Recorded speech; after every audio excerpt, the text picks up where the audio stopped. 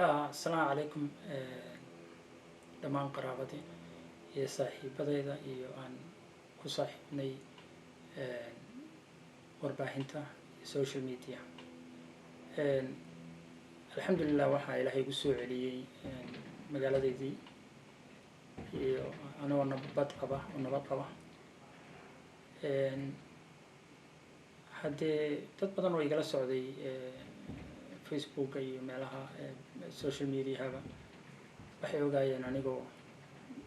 markii ugu horeysay aan dhihi karo markii labaad laakiin markii ugu horeysay wadankii Qoyi aan tagay oo aan qaybo ka mid ah soo booqday 2014 baan mar tagay laakiin hadda wax kaga duwanay waxaan siiyay ahamiyad sidaan wax yaala qaarkood uga ogaan lahaa ama ha noqoto ummaddu say u nooshahay say u fakarayso ama ha noqoto xagga dhaqaalaha xagga ehelka xagga dadka xagga horumarka xagga waxbarashada oo aan siiyay waqti badan arrinta ku saabsan siyaasadda waqti ma siinin way yartaa intaan siyaasad la kulmo maba waa hal iyo laba weeyaan iyagan ahmiyad fiican maana siinin sababtoo ah taa waxaad moodaa siyaasadda waa laga dharagsan yahay dadka halkan jooga oo Edmonton Canada iyo Alberta jooga way ka dharagsan yihiin oo waxayba ka warqabaan siyaasadda xagga joogta in ka badan meesha hadda aan joogno oo nolosheeda ku xiran tahay la xiriirta waanu ka warqabnaa taasuna waa dhibaatada na haysatay ka mid inaanan ka warhaynin meesha hadda aan ku noolnahay dad yar baa hadda ka warhaya in uu doorasho ka jirto halkan iyo cidda u baahan inaynu taageerno iyo cidda aynu doonayno inaynaan taageerin waliba meesha ugu muhiimsan oo ahayd magaalada iyo municipality-ga doorashadoodii baa soo socotay inkastoo federaalka hadda kasoo horeeyo 20 bisha ay noqonayso haddaba walaalayaal anigu kolleyba la mid maayo dadka kale oo iyagu doonaya inay isku soo aanbixiyaan inay social media soo galaan laakiin anigu hadda waxaan u arkaa dadkeennii inay u baahan yihiin inaynu iska wacyigelino aqoonteena kor u qaadno meelo badan oo ama halkan ha noqoto ama wadankii ha noqoto wadankii dhibaatada innaga aanan ogeyn saameyn aad u weyn bay nagu leedahay marka loo fiirsho nolosheena halkan ah oo Canada iyo Alberta iyo Edmonton ba siyaabo ka waliba ka weyn ee anagu aynaan maartay dareensanayn sababtoo ah innaga inta badan dhibteen waxay ka timaadaa iyo saameynteedu waxay ka timaadaa wadankii qof walba wuxuu la xiriiraa qof isaga u gaara oo si gaara laakiin halkan aan joogno dad aynu ka wareysano ama cid aynu ka wareysano gaar ma jirto maba mahmiyad ma saarno saasay taana saameynta ugu weyn halkan baa nagu leh oo booliiskan ilmiheenni maalin walba laynaya ama xiraya ama u sameynaya criminalka ama ha noqoto dadkeennii immigrationkan saameynta nagu lahoo maxaa la yidhaahdaa isbaarada u dhigtay dadkeennii waxaasoo dhan waxaa laga yaabaa inaynan ahmiyad siinin dhaqaalaheennii gabdhaheenni iyo banaanka lagu marka waxaan ka hadlayaa saameynta ugu weyn xagga nagu leh xagga waxay naga caawin kartaa waa isu baahanna iyo keliya maaha wax ma u baahan innagu waa u baahanay sababtoo ah waxaad moodaa dhaqankii iyo diintii iyo ehelnimadii inay naga sii suulayso iska badaaba dhallinyaradeenniiba inaynaan maaragtay ku sii marka xagga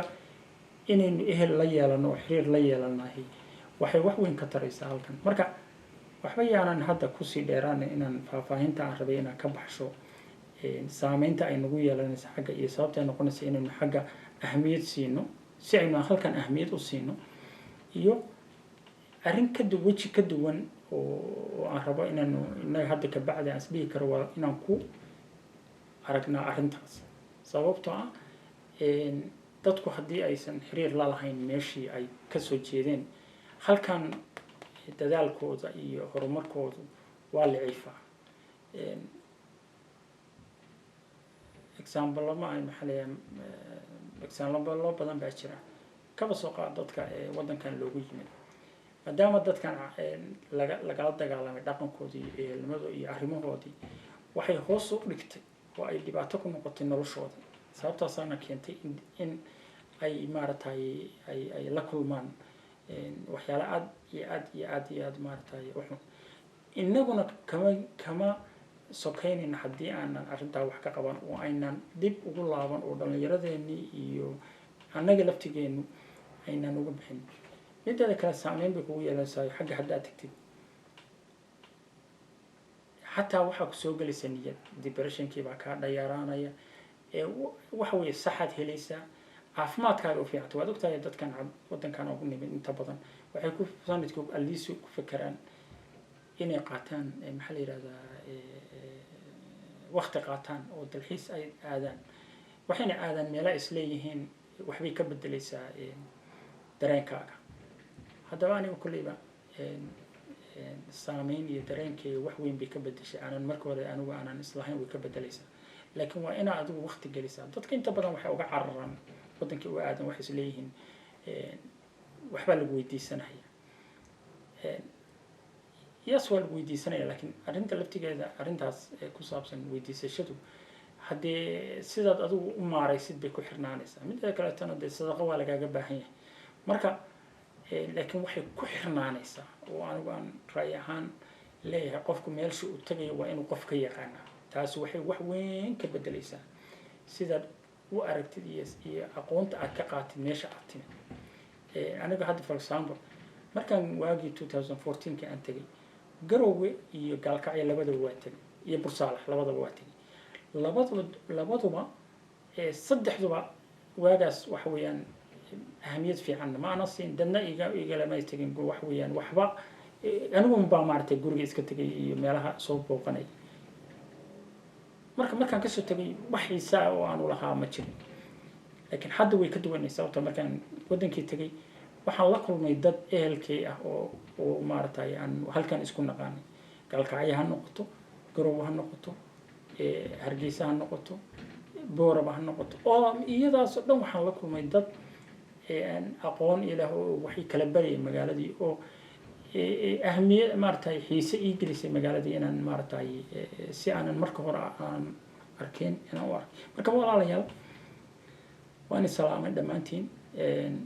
annaga hadda magashan leeyahay Edmonton waxaan ugu soo foolay laba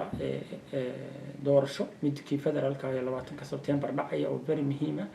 iyo mid ka sii muhiimsan oo aan rabno inaan aad uga qayb qaadano oo ah doorashadii magaalada iyo iskuulka maartay school board oo ah dadkii iskuulka noo qaabis ilmaheena wax barayay labaduba muhiim fiican bay noo leedahay oo ah dad aad iyo aad maartay xiiso leeba carray oo qayb Soomaali ay ku jirto marka waxaan halkan waqtiyada soo socda aan ahmiyad iyo siinayna inaanu la wareysano dadka aan rabno inay maartay arrintaas maartay soo galaan sababtoo you have to know hadaadan taageerin dadka adiga waxyaalaha ugu weyn oo naqabsada waxa weeyaan inagu waxaynu rabno dadka rabno waa naqaan laakiin dadku waxay naga rabaan ma naqaan waana adag tahay marka dadka waxay aad ka rabtay inay wax kaala qabtaan hadaadan ayagu waxay rabaan wax kaala qaban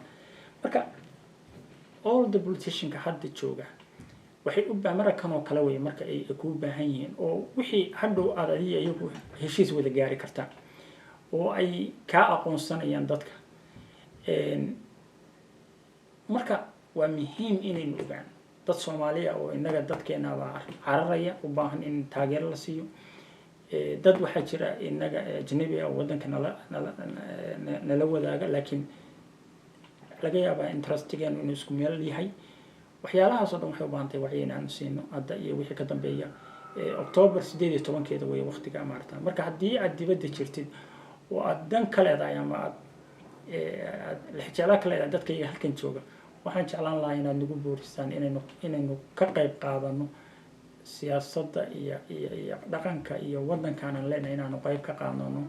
oo aanu door weyn ku yeelano sababtoo ah wadankan baa hadda nahuran oo aanu ilmahayaga iyo xantayada la nimid inta marka aan waqtiyadan soo socdo waxaan jeclahay in la wadaago dadka hadda magaaladan jooga oo iyagu doonaya inay naga helaan taageerada inay noqoladinka ugu firfircoon inaanu ka soo qaadano iyo dadka Soomaalida cararaya labadooda inaan maartay in la wadaago oo aan maartay si aad macluumaad uga heshaan oo least aad u ogtiin qofka imaansiiba maayarka oo ah magaalada oo dhan maxaa la yiraahdaa laga dooranayo laakiin city councilka waxa way goobo gaar ah baa laga dooranaya iyo school boardka labadaba trustiga oo iskuulladan maamulayaasha iskuul marka haddee waxaan leeyahay dhammaantiin intii la soo xiriirtay oo ii soo ducaysay oo ra'yiga isiisoo ila kaftantay waxaan ku leeyahay intaanu waa mahadsantihiin intaanu la kulmi doono goorta dambe oo aan inla soo aan inla wadaagi doono fartiin ama maxaa yidhahdaa tan oo kale ah wasalaamu calaykum waraxmatullaahi wabarakaatu